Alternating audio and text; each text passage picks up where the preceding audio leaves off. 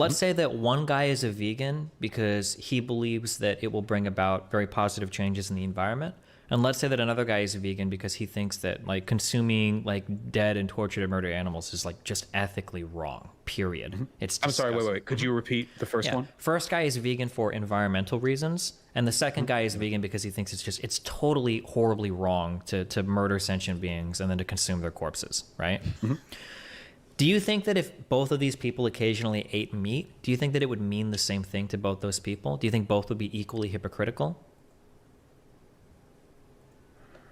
That's a pretty tough question to answer. No, it's a not. very What? simple It's so question. easy. No, it's not. Well, I'd have to That's put the myself in easiest their question in the headspaces. I world. imagine that both of them would feel hypocritical to some extent, but it would probably... What a fucking answer. That was baked into the question. It's like they feel it. Do you think it's to the same extent? It's like, well, they both feel it. The long pauses are the worst part. Like, that's easy. No, the long pauses are really great. I love long pauses in debates. Well, yeah, so it's like one of them thinks that it adds to an overall problem, even in a tiny way. It still does. And the other one thinks it's like literally the opposite of acting like a good human being, like intrinsically. It's like, well, yeah, sounds like one of them is going to have a lot more trouble with what they've done. One is a Well, I think, pragmatist and one is flushing their principles down the toilet. Yeah. Yeah, Like, it's a right. It would be huge the difference. yeah, exactly. It'd be like the equivalent of I don't know, say like military, and military has rules. So the rules are we don't kill civilians through collateral damage. And it's like, well, what are the reasons? One of them's like, well, it's generally it'll be better for us. It'll be easier for us to like do this and actually win this war if we're not killing the civilians. And then the other one says, well, no, killing civilians is wrong. It is wrong. We can't do it. And then their both immortal do it. It's souls like, will burn in hell forever. yeah, and then if one that guy does it, it's like, well, that is a lot worse than the guy who's like, no, like it's just not going to help us to do it, even if consequentially it's the same. Well, kind of the crazy thing about the answer that Vaush is about to give is that not only does it lay down the fabric for his consequentialism, which I don't know if he's interpreting consequentialism correctly, but it's kind of psychotic the way he explains it, but it also completely destroys his entire argument. So be prepared for that. Probably be worse for the latter, wouldn't it? Well, yeah, so I would think that so in one case, right, the environmental vegan is not placing a moral like judgment on the act of eating or not eating like an animal, right? He's looking at the outcome. It's so cute that Destiny has to explain it to him. Like, come on, guy. I'll be honest with you. To me, I'm getting a sense that Vaush is being very careful now because he doesn't want to admit to something that fucks with something else he said. Totally. He's like, So oh this is my gonna be- God, I'm with the yeah. consistency king here. It's What am I very doing? Tactical. Yeah, it is very My chat tactical. never forces me to be consistent. Yeah, you like genuinely, because I think Destiny's one that will find your inconsistencies. Totally. You got to be really careful. Totally. Related to it. If occasionally he eats meat, he's not really doing much to affect a different outcome, right? If he eats meat every now and then, he's not making a substantial difference in the environment, so he could do it. I don't know if he's really hypocritical. Like, if he is vegan most of the time, that's cool, but like if he's trying to advocate for the change that would bring about the environmental change that he's looking for, him eating meat every now and then isn't really a big deal. But if the other guy is ethically vegan because he's opposed to the consumption of animals because he thinks that's murder, well, now him eating meat ever is really fucked up. That's really wrong. Like, well, hold on. You're directly engaging in something that is just ethically not permissible. This is really bad. See, he gave him the answer. He totally gave That's him the the answer answer, there. So I think that the two of these people could have a But similar... I'm a consequentialist, so wouldn't both of those points ultimately boil down if both of them were consequentialists? Wouldn't both of those ultimately boil down to when I eat meat, it contributes harm to the world? So he just destroys his entire argument for the rest of the debate, because his entire argument is it's okay for socialist bread tubers to be hypocritical and to not to contribute to capitalism. But now he's like, well, if both these things are contributing to the bad thing, whether it's the killing of animals or the destruction of the environment, then they're equally morally wrong. Well, I think the big issue that he's going to run into here is it's cool to be like, I'm a consequentialist, but you don't know what the consequences are going to be of all of this. You don't actually know that you're going to achieve the end point that you want. Well, You he believe doesn't that you will. bring that up, and for me, that seems to be like I don't know the deep philosophical values behind consequentialism, but to me, it seems really stupid because you can't ever know what the consequences or something is The idea of Yeah. that's true. I think consequentialism is more like utilitarianism It's a in the bit sense foggy. that your goal is the outcome regardless of the so kind of like, you know, ends justify the means sort of situation. Thanos. Yeah. Well, Thanos was a consequentialist in a certain sense. Yeah. He was a tad mistaken, but yes. Yeah. Which is interesting, right? Because that I think is one of the most common things that's going to happen if you're a consequentialist, is that you will assume, because it seems like you could have a bunch of options. If I execute a billionaire on live TV, like if, you know, someone's like, oh well, that'll have really good consequence because now people will know they shouldn't become billionaires. Holy And shit. they're like, whoa, well, I think it would have really bad. I think it'll divide everyone, and it'll not only send me to jail, obviously, but like it'll fuck up that guy's family. It'll make everybody terrified of the future for like what's going to happen with people who get rich. I was like, how do you know what the outcome is going to be, and how do you determine which one, if both of them happened, is worth it? It's like it's really hard. Well, and this is the rationalization that basically every political dictator uses. This is what Hitler uses, what Stalin uses. This is what Robespierre was saying when he was chopping the heads off of fucking anyone that dared to speak up against, you know, the leftist revolution in France. They're saying, well, we're working towards a utopia. We're working towards this perfect system. So once you ascribe that as your position, once you say, I'm working towards the betterment of all mankind, then you can do anything to get there. Yeah, that's crazy. The gauntlet of consequentialism. That's what I want to see. I think that even if we were consequentialist, we could still look at these two actions as being like. Sure, but at the end of the day, that would be the ultimate argument. That disgust with the act of eating meat would be because consequentially you believe that eating meat reinforces some social rule where it's okay to do harm to animals and so on and so forth. You would have to run the logic train a bit, but at the end of the day, it would be about the harm done. Well, otherwise it wouldn't be a consequentialist argument. Yeah, of course. But in the logic train, the harm done, the consequences are different for both people. Man, because I was about to say, like, the example, I don't know, two people murder somebody. And it's like, well, why'd you do it? And number one is like, well, he was I don't know, he was attacking me. He was a really no. It's like, oh well, I was pretty sure that guy had kidnapped my daughter, so I shot him in the face. And it's like, oh, whoops, all right. But then the second guy's like, oh, I just like killing, you know, like I just like killing people. He's Crumbopulous Michael. Absolutely the same. Well, but the consequentialist like could come from all corners. You could be like, yeah, well, the guy who just likes killing, it's terrible that he's the one that's getting, you know, criticized more than the other one because the person he happened to kill was a rapist. So consequentially, that rapist is out of the world now. And you're like, oh, whoa. True. And then someone else goes, yeah, but it's the motivations that matter because now society thinks that it doesn't matter what your motivation is. It only matters if you actually get the right people killed. And then you're like, oh, you know what I mean? Like, how do you trump consequentialism with another consequence? Like, how do you know which one is winning? How do you know which one's more significant? It's like, I don't know. Right. So like you could say, oh, I'm going to bring about the utopia. And then you accidentally hit someone drunk driving. And you say, okay, well, I can justify that I can hide the body and not go to jail because I'm going to bring about the utopia. But then you say, but wait a minute, how do you know that the guy you hit was going to be the one to bring about the utopia?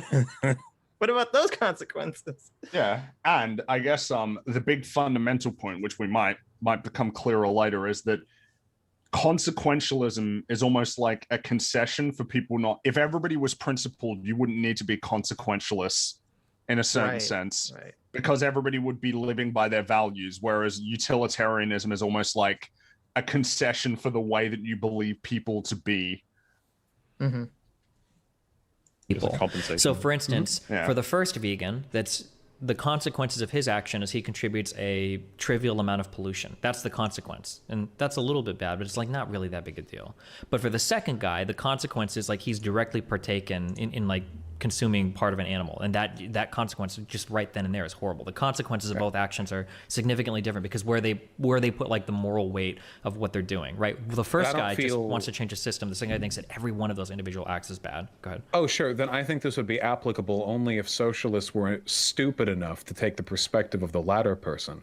You don't like the way our society operates right now in a number of ways. You obviously have political opinions. I feel the same way. Our endpoints are different. But at the end of the day, my belief that our society is unethical because it's not socialist, and your belief that our society, you wouldn't say is unethical. I believe that society could be improved with the implementation of certain policies, as do you. And while I believe the current system is flawed, I don't think that the act of flourishing within the system is necessarily a moral crime. Now, I want to be clear, though, because there are like different scales of this. If you get up to being like a mega billionaire, there are ways in which your presence and your wealth and your influence perpetuate systems that like a regular rich person wouldn't. Like Bezos is a regular millionaire is closer to me by a long shot than they are to Bezos. So there's a scale difference there. And if you're up to like Warren Buffett size, I think Vaush is close to a regular millionaire? Really? Well, the closer someone comes to being like you, the more moral they are, and the further away they are, the more immoral they are. I forgot that part. I think I could hear arguments about like, okay, well, at this point, you're so much a part of the institution that maybe you are systemically perpetuating the existence of capitalism. But for a person who's making a bunch of money off Patreon, I don't think that their engagement with the system is perpetuating it. I don't think that they're doing anything but flourishing. Sure. So my issue with that is that when we're talking about billionaires, we're talking about such a small number of people that it's like it's negligible. Whereas millionaires, that's a much larger class of people in society. Wasn't this already counted though? Because about the vegans, Destiny said that like the consequence for a person's complete system being folded in on itself is more significant than the small harm they do. And Vaush's response is like, well, yeah, but in the case of these Patreons, they're not doing enough harm to the system. It's like, yeah, but the point is that the people doing this shouldn't be doing this. It should be destroying them, like in their own mind. Sort of thing. Like principally. Yeah, like that's the question we're trying to address. But I guess he wants to bring it back to what harm is being done ultimately by it, because they're his friends. So There's a direct correlation here, though, because Vaush lives under the idea, I mean, they call it wage slavery. They think working for somebody else is the equivalent of slavery. And I don't see how you could go back into like slave days and say, I mean, you're basically making the same argument that the slave owners made. You know, this is a system, you know, slavery is, it's what we do. If you flourish within this system by owning slaves, you know, that's on you. No, like if you think working for someone else or having someone work for you is the equivalent of slavery, then I don't see how you could become a billionaire unless you hire people, like build a business, have people work for you. How do you do it besides winning the lottery? Yeah, I don't do a worker co-op. Well, even if you won the lottery, you would immediately want to hire people to manage your money, and they would be working for you. What? How does this system function? I don't understand. Even from just this pragmatic or consequentialist view, if you're the activist, you have to provide the example you want people to follow you. Period. Sure. Otherwise, they're not going to do it. Yes. And if anything, it's like if you're not providing the example, but you're in a neutral position, it's like that's one thing. But doing the opposite, yeah, like, what the fuck? But as you said, he's just protecting his friends, really. Well, I think that's partly he finds himself doing that a lot when it comes to Destiny. I think. Well, the rationalization he's giving is since bread tubers are promoting socialism, that in and of itself is a net positive. So therefore, it's okay for them to all do bad shit personally in their own lives, which that just seems so fucked up to me. That seems like such a juicy rationalization to hand wave away, you know, bad behavior in your in-group. I mean, you guys have seen like the eras of the internet. Right now, there's a lot of these people coming up, and it's just like you realize if you sit on the top of the totem pole, like there's the most of you, it's the most common. It's like you understand now you're the most open for criticism. That's just how it goes. There's more eyes on you than anyone else. There's more people keeping track. It's like you can do your best, to argue away a lot of it in terms of just, yeah, well, you want us on the top. Trust me, we're the good guys. It's like, I don't know if this is going to work out for as long as you may think. You want us on that wall. You need us on that wall.